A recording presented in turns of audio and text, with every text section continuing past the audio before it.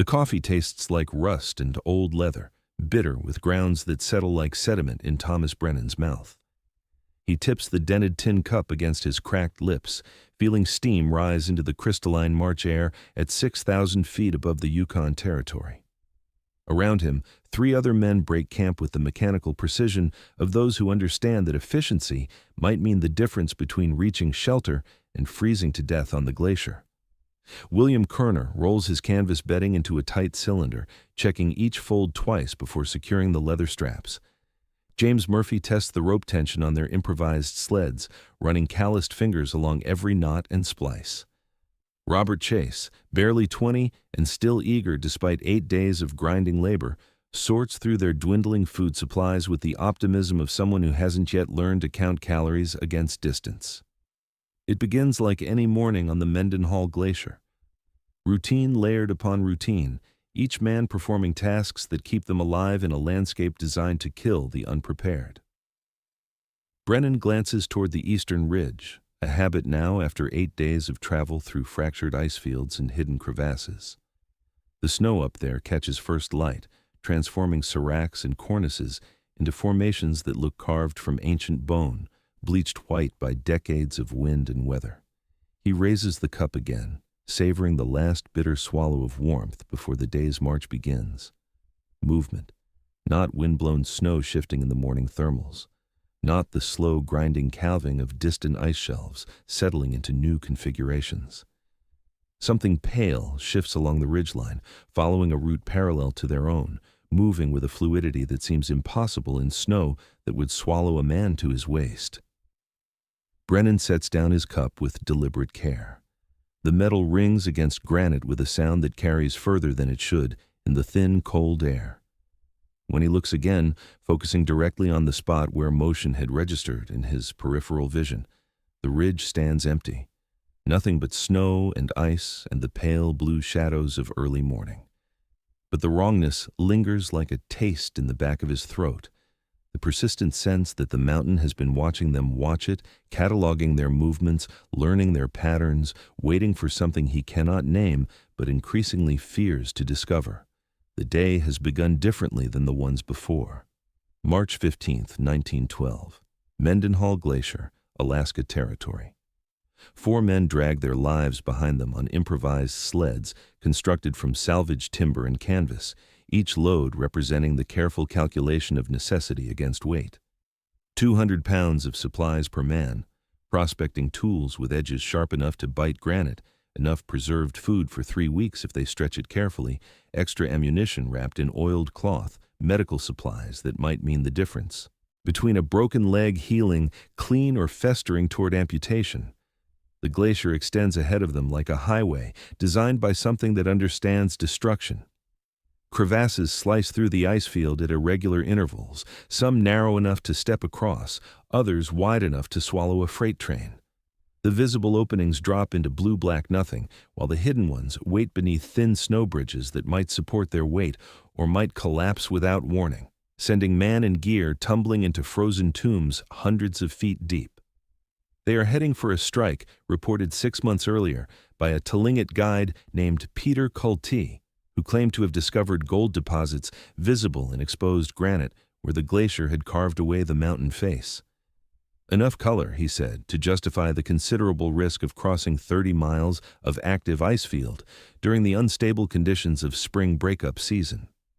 Thomas Brennan leads this expedition by consensus and experience. At 42, he has spent 20 years following mineral strikes from California to the Klondike, accumulating expertise in the art of extracting wealth from places that resist human habitation. His weathered hands show the scars of dynamite accidents, cave-ins, equipment failures, and the countless small injuries that accumulate when your livelihood depends on convincing mountains to surrender their treasures. Behind him, William Kerner, a mining engineer from Colorado with formal training in geological assessment and an informal education in surviving places where engineering theory meets the reality of unstable rock formations. James Murphy, an Irishman whose knowledge of explosives stems from both professional mining work and activities in his homeland that he prefers not to discuss in detail. And Robert Chase, barely 20, carrying more enthusiasm than experience, but demonstrating the kind of steady nerve that older men have learned to value in dangerous places. They rope together when crossing suspect ice, spreading their weight across surfaces that might conceal fatal weaknesses. They move in single file when the snow seems stable, maintaining enough distance to avoid bringing concentrated pressure to bear on potentially weak spots. They communicate in the economical language of men who understand that extra words waste breath at altitude, and breath wasted might mean the difference between reaching shelter and freezing to death during the long nights. The ice talks constantly, deep groaning sounds that seem to emanate from the glacier's foundations, sudden cracks that snap like rifle shots and travel for miles through the dense medium, settling noises that suggest massive readjustments happening somewhere in the darkness below their feet. By the third day, they stop flinching at every pop and shiver that travels through the frozen ground. By the sixth day, they realize their mistake. Something else moves on the glacier, something that doesn't. Announce itself with the grinding vocabulary of ice against rock. Brennan notices it first in his peripheral vision during their midday rest on March 21st. A shape keeping pace along the high ridges, too distant for detailed observation, but close enough to register as fundamentally wrong.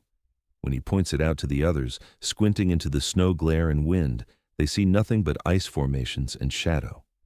When he stops looking directly, letting his attention drift to other tasks, the movement reappears in the corner of his vision like a persistent itch. "Trick of light," Kerner says on the seventh day, but his voice carries the hollow conviction of a man trying to convince himself as much as his companions. He adjusts his snow goggles and scans the ridgeline with the methodical attention of someone who has learned to trust observation over assumption. "Caribou, maybe," Murphy offers, though his hand drifts unconsciously to the rifle strapped across his pack. "Lost from the main herd, wandering the high country." Chase says nothing, but his silence carries weight. That evening, while the others discuss route options and weather conditions, he approaches Brennan privately. "There's something you should see," he says, leading Brennan 50 yards from their campsite to a section of undisturbed snow. The footprints appear overnight, every night, circling their camp at precisely the distance a careful predator might maintain while observing potential prey. Too large for wolf tracks, too narrow and defined for bear paws. The stride length suggests something walking consistently upright, but the depth pressed into packed snow indicates weight far beyond normal human scale. Brennan kneels beside the clearest impression, removing his gloves to trace the outline with numb fingers. 14 inches long, 6 inches wide at the ball of the foot. 5 distinct toe impressions, each ending in marks that might indicate claws or might simply represent the natural spread of flesh pressed against frozen ground by enormous weight. "Could be a bear," he writes in his journal that night, hands stiff with cold as he records observations by lamplight. Front paws can look almost human when the claws retract into the pad, but the gait pattern is wrong for ursine locomotion.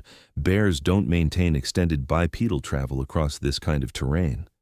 The journal, recovered from Brennan's effects 3 months later during the territorial investigation into the expedition's fate, provides the most detailed record of what follows. His handwriting, normally steady and methodical, begins to show signs of stress as the entries progress. March 21st. The shape on the ridge approached closer today, still too distant for certainty, but close enough to eliminate caribou as explanation. Movement patterns wrong for bear, too fluid and purposeful for human travel in these snow conditions. Kerner spotted it around noon, called us together for consultation. Said it. Appeared to be studying our movements, head tilted at angle, suggesting intense observation.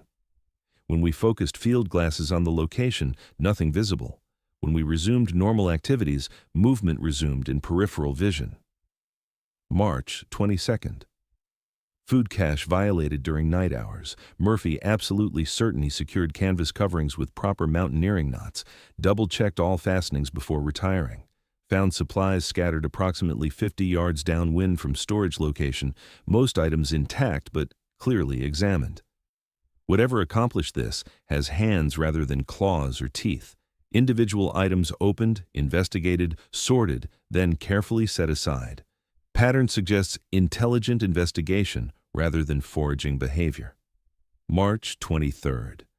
Direct contact established. The entry continues for 4 pages, Brennan's normally controlled prose becoming increasingly compressed and urgent.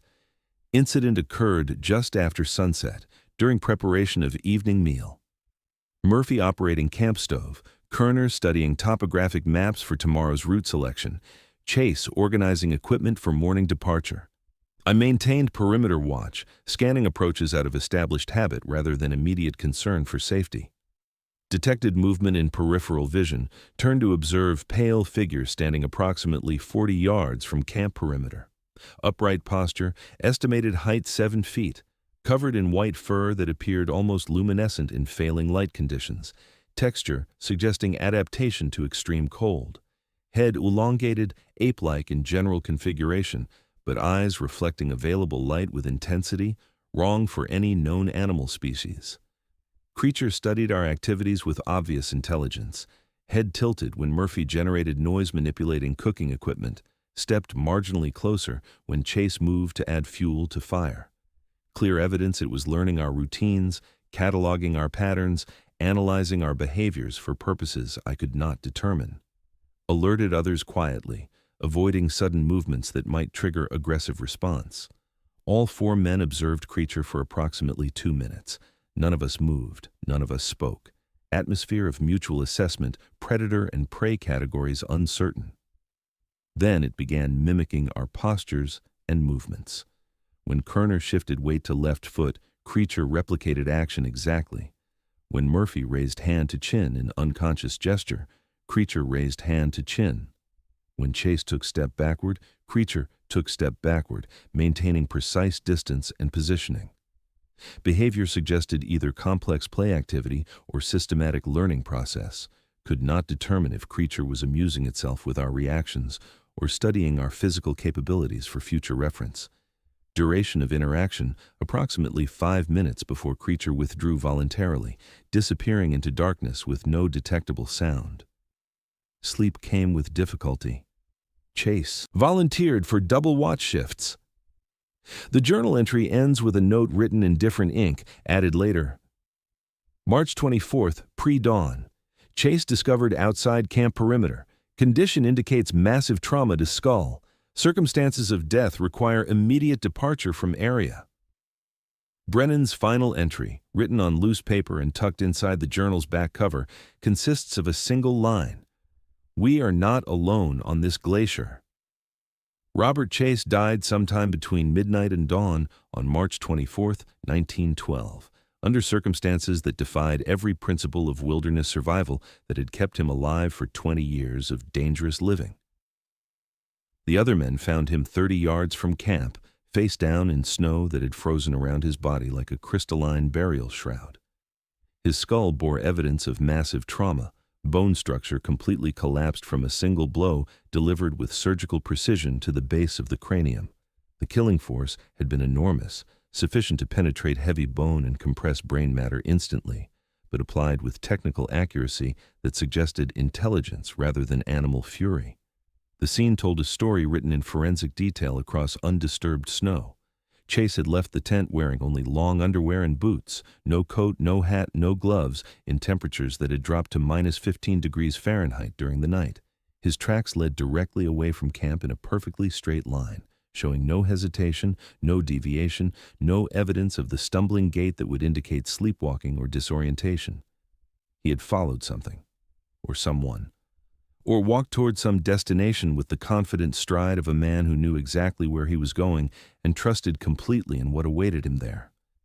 Brennan spent an hour sketching the death scene in his journal margins, documenting details with the methodical attention of someone who understands that evidence might be the only thing that brings him home alive.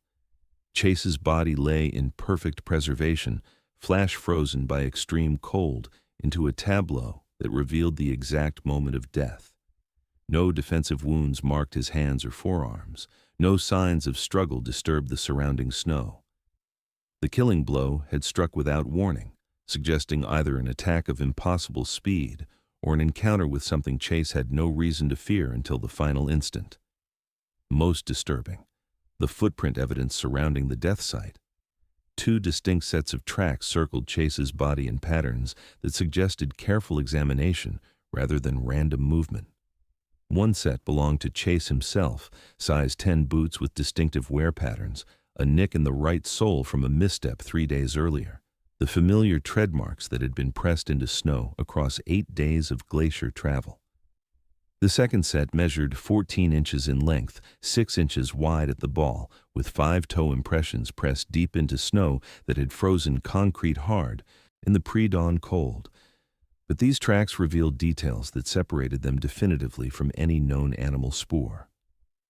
The toe spread was too wide for human foot structure, yet showed articulation that indicated individual digit control. The heel impression was too narrow for bear paw, yet displayed weight distribution patterns that suggested bipedal locomotion. Most unsettling, the arch showed development consistent with sustained upright walking, yet the overall proportions indicated a foot adapted to terrain and conditions that would cripple normal human anatomy. William Kerner, trained in structural engineering and experienced in analyzing foundation loads and weight distribution, applied his professional knowledge to the track evidence. Whatever created these impressions weighs approximately 400 to 450 pounds, he told the others as they prepared for immediate departure. But the pressure distribution contradicts that mass assessment. A bear of that weight would create broader, deeper impressions with different edge characteristics. A human of any weight would show different heel-to-toe ratios and arch configurations.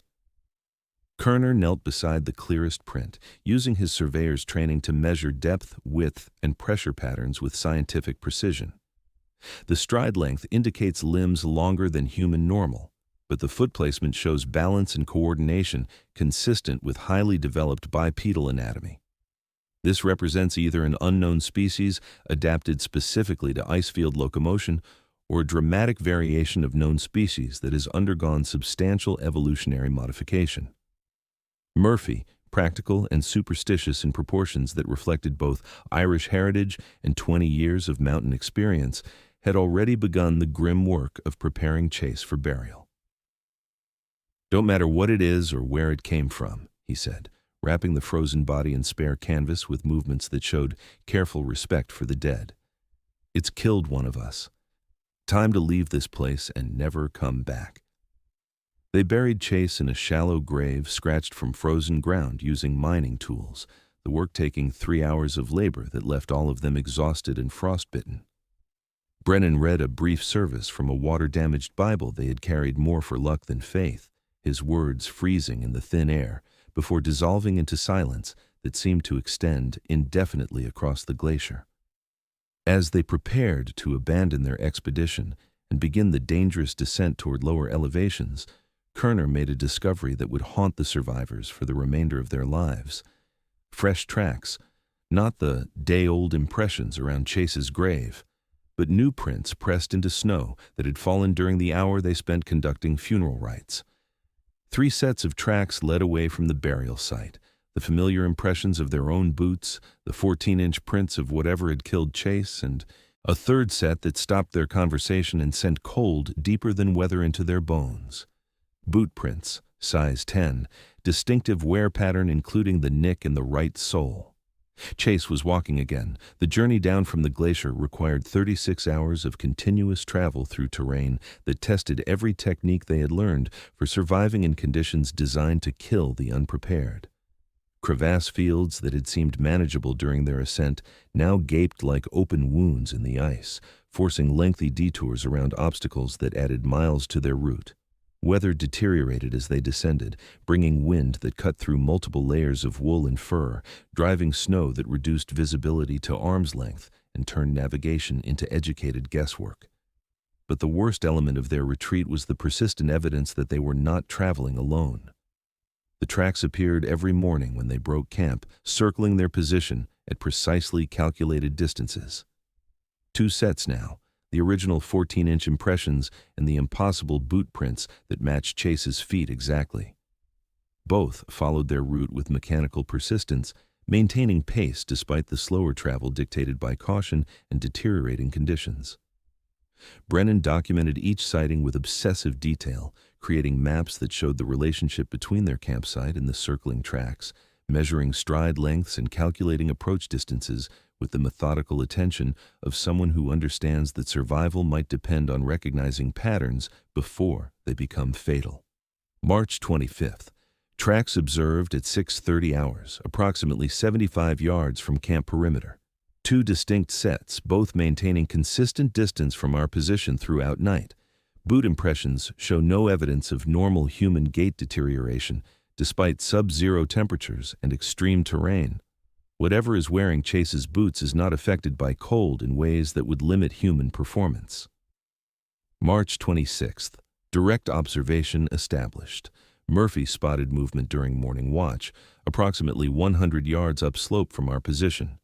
Two figures visible in snow conditions, one significantly larger than normal human proportions, second matching Chase's height and general configuration. Both remained stationary for approximately 10 minutes, clearly observing our activities, then withdrew without detectable sound when Murphy alerted rest of group. March 27th. Found evidence of camp investigation during night hours.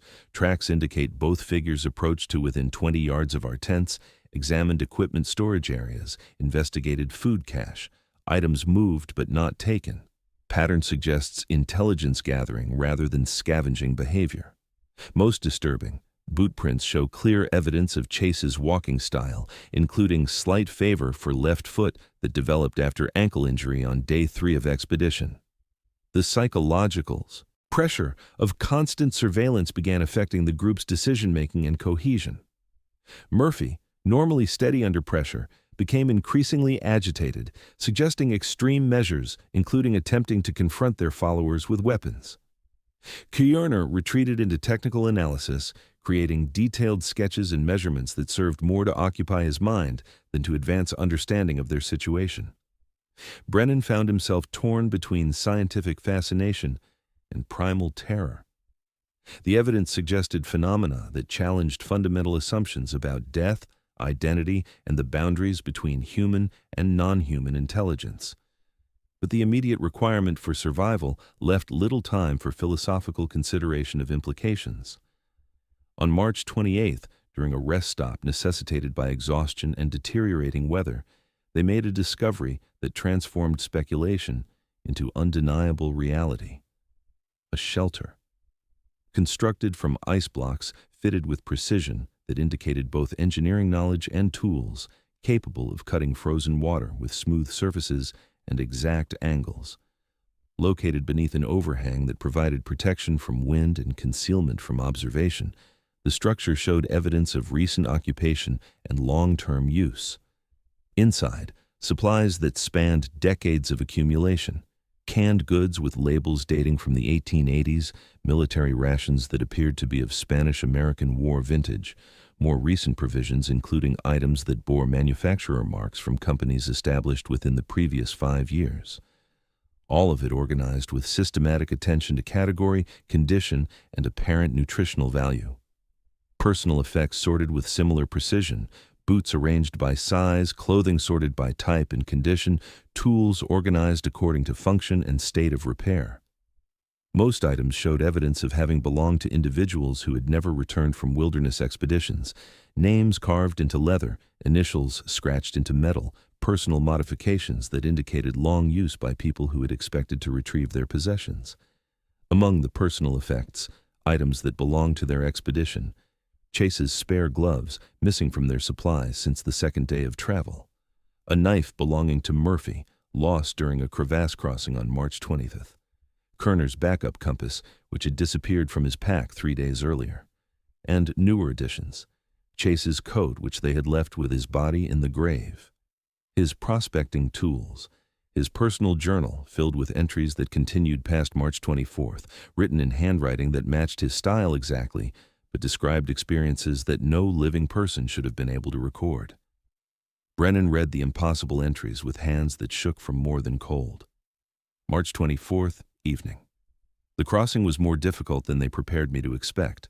Cold beyond anything I experienced while living, but not painful. After the initial transition, They are teaching me to move as they do, to see as they do, to understand the glacier as they understand it. March 25th. We followed the others today, staying close enough to ensure their safety, but far enough to avoid causing additional distress. They do not understand what has happened, cannot comprehend that death here is not the same as death in the lower world. The ice preserves, transforms, but does not end consciousness. March 26th. Learning to hunt as they hunt, to read snow conditions as they read them, to navigate terrain that would have killed me in my previous form. The knowledge comes gradually, transmitted through processes I cannot describe in language designed for human experience. But I am becoming something new, something adapted to this place, something that belongs to the glacier. The final entry, dated March 28th, the same day they discovered the shelter. March 28th. They will find this place today. I know because we have been guiding them here, ensuring they discover what they need to understand before they leave the glacier. This is where it ends for them, where they learn the truth about this place and carry that knowledge back to the world below. Tell my family I am not lost. I have simply changed form, changed purpose, changed the nature of my existence. The glacier has many residents. Some were born to this place. Others, like me, have learned to call it home.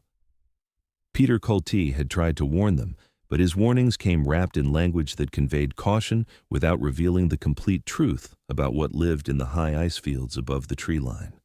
3 months after the expedition's return, after Brennan and his surviving companions reported Chase's death to territorial authorities, after the official investigation concluded with findings of accidental death due to unknown causes in extreme conditions, after the case file was sealed and the participants instructed to avoid further discussion of events on the glacier, Brennan sought out Kulti for a conversation that both men understood would reveal information not intended for official records. The meeting took place in a fish processing facility outside Juneau, conducted in the practical privacy that comes from ambient noise and the shared understanding that certain knowledge requires careful handling.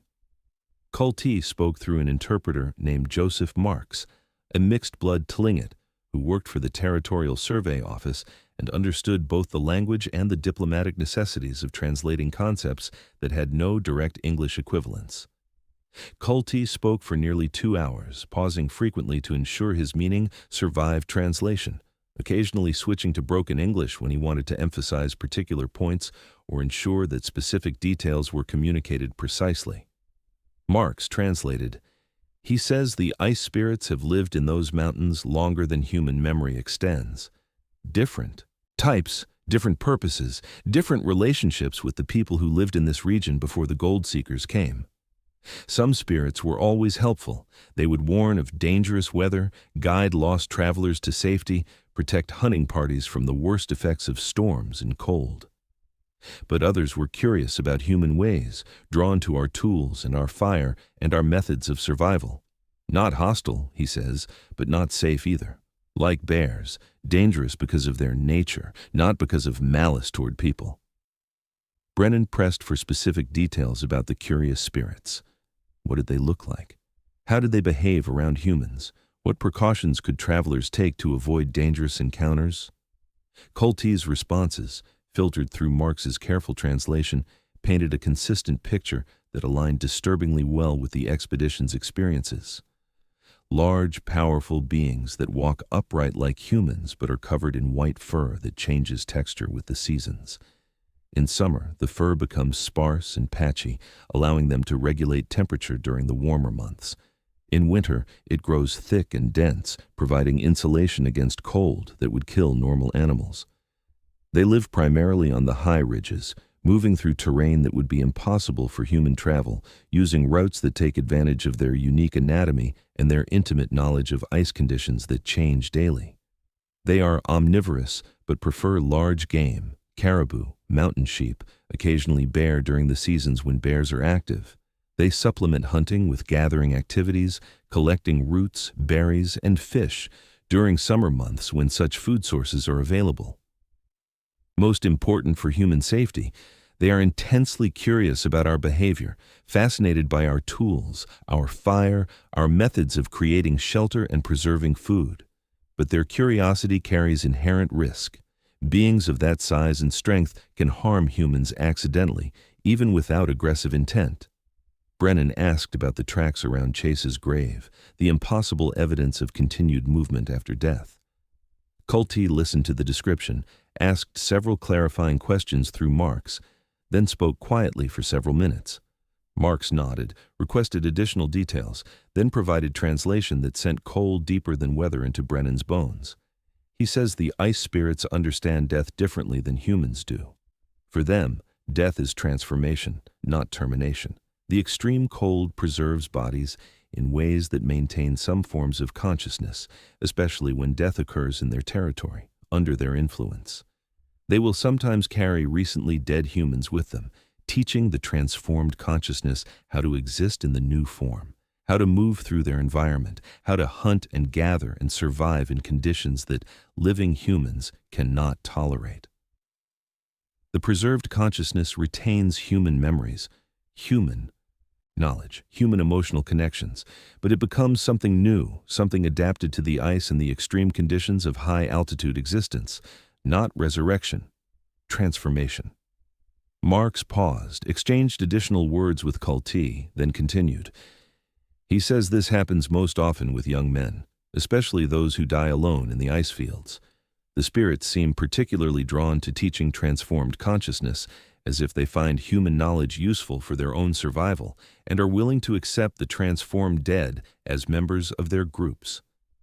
Brennan asked about prevention, about precautions future expeditions might take to avoid similar encounters. Kulti's response was detailed and practical. Travel in larger groups, 6 or 8 people minimum.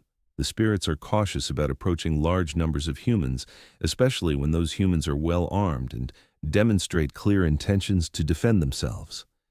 Make noise regularly to announce your presence. The spirits prefer to observe humans who are unaware of being watched. Obvious awareness of their presence tends to encourage them to maintain greater distance. Never travel alone, especially during early morning or late evening hours when the spirits are most active. Never approach areas where you observe unusual tracks or signs of non-human habitation.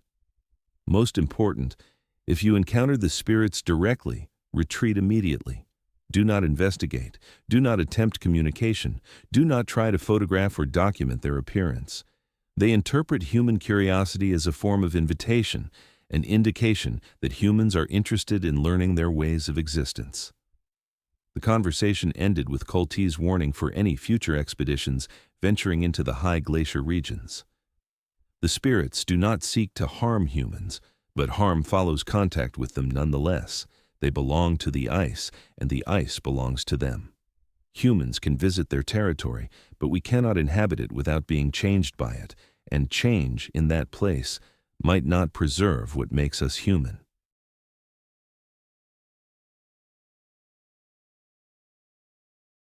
Dr. James Hartwell discovered the first piece of physical evidence on September 12, 2019, while conducting routine climate research on the lower reaches of Mendenhall Glacier. A glaciologist with 15 years of experience studying ice dynamics in the Juneau ice field, Hartwell had been documenting the accelerating effects of climate change on glacier retreat rates, work that required detailed mapping of newly exposed terrain as centuries-old ice melted away. The discovery came at GPS coordinates 58.4239° N, 134,547° approximately 6 miles southeast of where Brennan's expedition had encountered the white shapes more than a century earlier. Recent glacier retreat had exposed a section of terminal moraine that contained organic material preserved in perfect condition by the natural freezing effects of glacier ice. I was collecting samples of exposed vegetation, Hartwell explains from his university office, surrounded by topographic maps showing glacier retreat patterns and ice core samples arranged for analysis. Climate change has accelerated retreat dramatically in recent decades, approximately 1.8 miles of ice loss since 1958. As the glacier pulls back, it reveals organic material that's been frozen for decades or centuries. Embedded in the newly exposed moraine, Hartwell found artifacts that challenged his scientific worldview and triggered an investigation that continues to this day. 3 human skulls, each showing identical patterns of massive blunt force trauma. Forensic analysis indicated dates of death ranging from approximately 1910 to 1945 based on bone density measurements and comparative analysis of dental work. All three skulls showed fracture patterns consistent with single devastating blows delivered to the back of the cranium with enormous force and surgical precision. Mixed among the human remains, skeletal material from unknown species, large, primate-like, but showing adaptive modifications consistent with extreme cold environment specialization. Bone density indicated enormous physical strength. Limb proportions suggested bipedal locomotion combined with climbing abilities that would allow movement across terrain impossible for normal human anatomy. Most puzzling, collaborative artifacts that appeared to represent cooperation between human and non-human intelligence. Carved bone implements showing both human tool-making techniques and modifications that suggested manipulation by larger, more powerful hands. Stone tools with grip configurations too wide for human use, but bearing decorative elements that indicated aesthetic sensibility and artistic intent. Preserved clothing items that combined human manufacturing methods with design modifications for body proportions that exceeded normal human scale. The preservation quality was extraordinary, Hartwell notes, examining photographs taken before federal authorities confiscated his samples. Glacier ice functions as a natural preservation system, maintaining organic material in perfect condition for indefinite periods. These artifacts looked like they could have been deposited yesterday. Hartwell submitted his initial findings to the university's anthropology department, expecting routine academic interest in unusual archaeological discoveries. Instead, his report triggered immediate attention from federal agencies operating under protocols that exceeded standard academic review procedures. Within 72 hours of filing my initial report, I received visits from representatives of 3 different federal agencies, Hartwell recalls: U.S. Fish and Wildlife Service, National Park Service, and a third group that identified themselves only as federal researchers conducting ongoing investigations into sensitive environmental issues. The agents confiscated Hartwell's photographs, his bone samples, his GPS data, and his detailed notes documenting the discovery site. They classified the location under environmental protection protocols that restricted access to authorized personnel only, and instructed Hartwell to suspend research activities in the area pending completion of their investigation. When I asked for clarification about the nature of their investigation, they told me the matter involved ongoing federal research into sensitive species, habitat preservation, and that disclosure of specific details might compromise both the research and potential legal proceedings related to endangered species protection, Hartwell says. The classified site remains off-limits to independent research. Hartwell's official reports describe the discovery as archaeological material requiring additional study under federal oversight. His personal notes, shared confidentially, document evidence that suggests long-term monitoring of unusual activity in the region by federal agencies with resources and authority that exceed normal wildlife management protocols. Someone has been tracking unusual encounters in this area for generations, Hartwell concludes. The federal response was too immediate, too comprehensive, too well-coordinated to represent improvised reaction to my discovery. They knew what I was going to find before I found it. 6 months after Hartwell's discovery, recreational mountaineer Kevin Torres made contact with something that sent him directly to state police authorities with a story that added contemporary evidence to the historical record. Torres, an experienced backcountry traveler with 15 years of technical climbing experience, was attempting a solo ascent toward the glacier's eastern ridges when he encountered tracks that challenged his understanding of what lived in the high alpine regions of southeastern Alaska. "I've seen every type of animal track that exists in this region," Torres tells investigators during recorded interviews. "Bear, caribou, mountain goat, wolf. I can identify all of them by size, shape, gait pattern, and habitat preferences. What I found didn't match anything in my experience." Torres discovered the tracks in a section of late-season snow approximately 7,800 feet above sea level in terrain accessible only through technical rock climbing across exposed granite faces and ice field traverses that require specialized equipment and expertise. The stride length was impossible for human anatomy, Torres reported. I'm 6'2" with long legs, and these prints were spaced further apart than I could step even with maximum effort. But they weren't bear tracks, too narrow, too defined, showing clear evidence of individual toe articulation. Torres followed the track line for approximately 3/4 of a mile before making a discovery that ended his expedition immediately and sent him to authorities with evidence that supports more than a century of similar reports. A cache, hidden beneath an overhang of glacial granite, protected from weather and concealed from casual observation. Inside, supplies spanning multiple decades of accumulation, organized with systematic precision that indicated intelligent curation over extended time periods. Preserved food items ranging from military rations dated to the Korean War era through contemporary energy bars still within manufacturer expiration dates.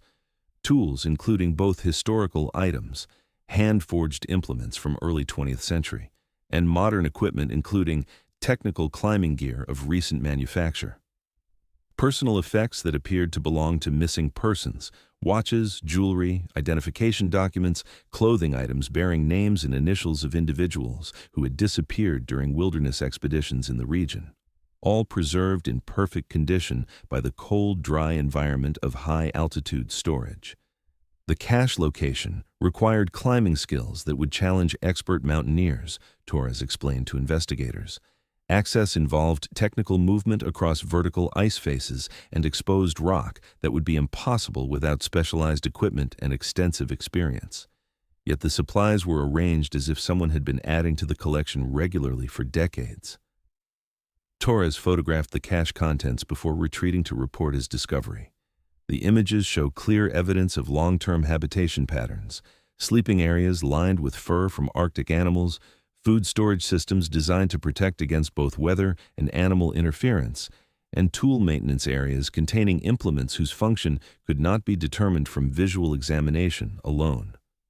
Most disturbing, recent additions to the cache that indicated ongoing activity. Fresh food items dated within the previous month, clothing recently removed from still living individuals, personal effects including identification documents belonging to hikers who had been reported missing within the previous year, their disappearances attributed to typical wilderness hazards rather than encounters with unknown entities. The state police investigation was brief and conclusive.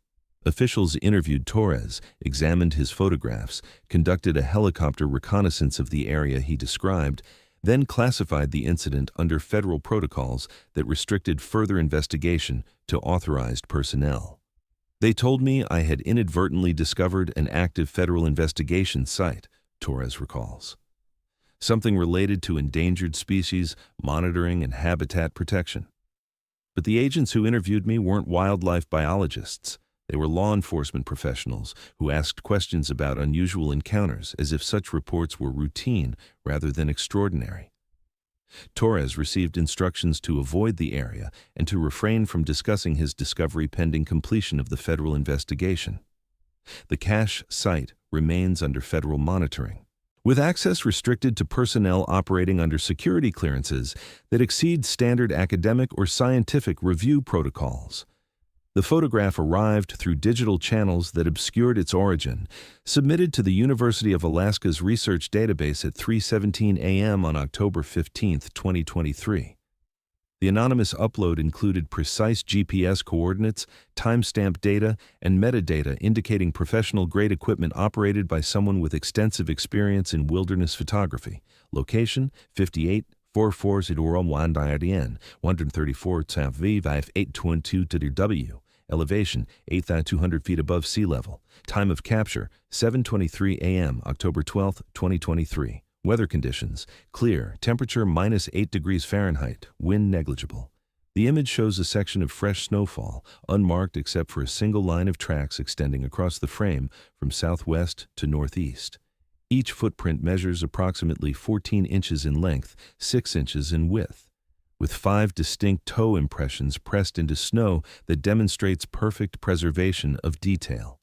What makes the photograph extraordinary is not the footprints themselves, but their context. The capture location sits in terrain accessible only through multi-day technical mountaineering across active glacier ice, crevasse fields that require specialized equipment to navigate safely, and exposed rock faces that challenge experienced climbers.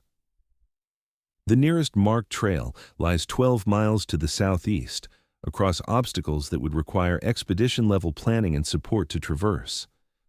No human expedition was documented in that area during the relevant time period. No climbing permits had been issued for the region. No emergency rescue operations had been conducted. According to official records, the photograph shows tracks in a location where no human presence should have been possible. Dr. Elena Vasquez, the anthropologist who initially reviewed the submission, approached the image with professional skepticism shaped by 15 years of evaluating claimed evidence for unusual phenomena. Digital manipulation has become sophisticated enough to fool most analysis techniques, Vasquez explains from her office at the University of Alaska Fairbanks. My first assumption was that someone had created an elaborate hoax using photographic editing software and fabricated metadata. Technical analysis revealed no evidence of digital manipulation. Lighting angles, shadow patterns, depth of field calculations, and snow crystal detail all indicated authentic field photography captured under the reported conditions. The metadata proved consistent with the specified camera equipment operating at the documented location and time. Every technical indicator suggested authenticity, Vasquez notes, but the location data indicated an impossibility. To reach that position would require a multi-day expedition across some of the most dangerous ice terrain in Alaska, equipment and expertise that limits access to perhaps a dozen individuals worldwide, and weather conditions that would discourage even the most experienced mountaineers from attempting the approach. Vasquez began investigating the photograph's context, using university database access to research historical reports from the same general region. Her work uncovered a pattern that transformed individual incidents into systematic evidence spanning more than a century. 1918. Territorial Mining Survey reports large, unusual primate tracks discovered at 6,800 feet elevation on Mendenhall Glacier during geological assessment work. 1934, Civilian Conservation Corps Trail Construction Team documents humanoid footprints of extraordinary size found in remote area during infrastructure development project. 1952, military personnel conducting cold weather training exercises report observation of unidentified bipedal creature moving across upper glacier surfaces at estimated distance of 400 yards. 1967, U.S. Geological Survey team discovers footprint casts showing anomalous characteristics during post-earthquake damage assessment in high alpine regions. 1983, Alaska State Troopers conducting search and rescue operation for missing climber find tracks of unknown origin at recovery site, elevation 7,400 feet. 1998, commercial helicopter pilot flying glacier tour route reports visual contact with large upright figure moving with unusual speed across terrain inaccessible to normal human travel. 2007, University of Alaska. Climate research team documents unusual wildlife behavior patterns during glacier retreat study, includes photographs of oversized tracks in multiple locations. 2015, National Park Service rangers investigate reports of non-standard animal activity from multiple independent sources, conclude investigation with recommendation for enhanced monitoring protocols. Each documented incident shared common elements that suggested systematic rather than random phenomena. Footprint measurements consistently ranged between 13 and 15 inches in length. Sightings occurred exclusively at elevations above 6,000 feet. Locations required technical climbing expertise to access. No accompanying evidence of normal human expedition activity, no equipment caches, no established camps, no supply lines that would indicate conventional mountaineering operations. Most significantly, each official investigation ended with federal classification under various environmental protection protocols, removal of evidence from public access, and instructions to reporting parties to suspend further investigation pending completion of undisclosed federal oversight. The pattern suggests institutional awareness that predates any individual incident, Vasquez concluded. Federal response protocols were too consistent, too immediate, too comprehensive to represent ad hoc reactions to unexpected discoveries. Someone has been monitoring this situation for generations. Vasquez's research was terminated when university administrators received instructions from federal authorities to suspend her work pending national security review. Her access to relevant databases was revoked, her research materials were confiscated under environmental protection protocols, and she was reassigned to unrelated archaeological projects focusing on pre-contact indigenous artifacts. But evidence continues to accumulate through channels that operate outside official oversight. Kevin Torres maintained copies of his 2019 cache discovery photographs on personal equipment that escaped federal confiscation. Dr. Hartwell preserved detailed notes and GPS coordinates from his archaeological findings before official seizure of his research materials. Other observers, researchers, climbers, pilots, park personnel have documented similar encounters over decades of independent activity, creating an alternative record that contradicts official policies of classification and suppression. The accumulated evidence points toward a presence in the high alpine regions of southeastern Alaska that challenges conventional understanding of what lives in extreme environments, something large, intelligent, physically adapted to conditions that would kill normal humans and demonstrating long-term habitation patterns in terrain previously thought uninhabitable. Something that has been sharing that landscape with human visitors for more than a century, maintaining careful distance while conducting systematic observation of our activities, technologies, and behavioral patterns. Thomas Brennan understood this in 1912, recording his final assessment in journal entries recovered long after his death. We entered their territory as invaders, bringing noise and disruption and the smell of our ambitions. They observed us with the patient attention of beings who measure time differently than we do, who understand their environment in ways we cannot duplicate, who possess knowledge we lack the context to comprehend. Robert Chase died because he approached them with human expectations, human assumptions about communication and intent. They meant no harm, but harm resulted nonetheless. The fault was not theirs. They responded according to their nature, their protocols, their methods of dealing with intrusion into territory they have occupied far longer than humans have existed in this region. We found gold, enough to justify our expedition from a financial perspective, but we also discovered the boundaries of human habitat, the edges beyond which we cannot travel without being fundamentally changed by the experience. They live in spaces our maps cannot accurately represent, at elevations our bodies cannot sustain, in cold that transforms the basic requirements of survival. They have adapted to their environment completely, while we can only visit it temporarily with artificial protection and external support systems. The glacier belongs to them. We are temporary guests, tolerated as long as we respect their dominance and accept the limitations of our technology and physiology. When we forget our place in their hierarchy, consequences follow according to natural law rather than human justice. Contemporary climate research provides context that makes these encounters increasingly significant. Accelerated glacier retreat exposes landscape hidden beneath ice for centuries, revealing archaeological evidence of long-term habitation in regions previously thought uninhabitable by any large species. Each season brings new discoveries, preserved organic material, tool artifacts, skeletal remains that challenge assumptions about the history and ecology of high alpine regions. The evidence accumulates faster than official classification protocols can suppress it, creating pressure toward eventual acknowledgement of phenomena that have been documented but not publicly recognized for more than a century. Dr. Vasquez, despite official restrictions on her research, continues to monitor developments through informal networks that connect researchers, climbers, and observers who have encountered evidence of unusual activity in the region.